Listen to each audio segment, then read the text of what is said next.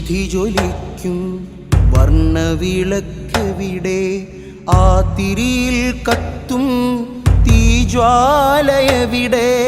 ചെരുവിൻ ശിഖരത്തിൽ പൂക്കാലമെവിടെ? ആ ചില്ല നിറക്കും പുതുനാമ്പുകളെവിടെ?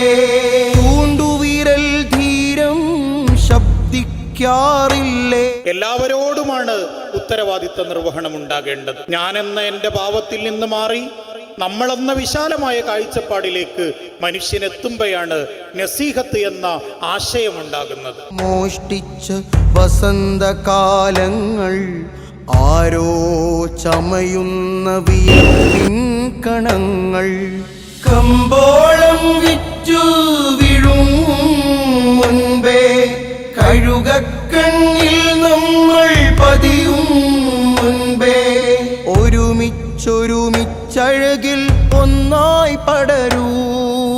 തിരുവീഥി ജ്വലിക്കും വർണ്ണവിളക്കെവിടെ? ആ തിരിയിൽ കത്തും തീജ്വാലയെവിടെ?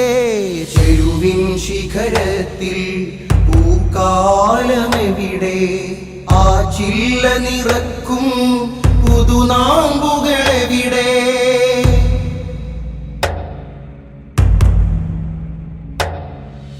നാം കോർത്ത സ്നേഹത്തിൻ പൂമാല ചൂടി നീറുന്ന വൈര്യത്തിൻ പൂമ്പൊടിഞ്ഞ് ഈ സ്നേഹ സ്വർഗത്തിൻ ഗമനം നിലച്ച് പതനം കൊതിച്ചോരിരുളിൽ പതിച്ചു.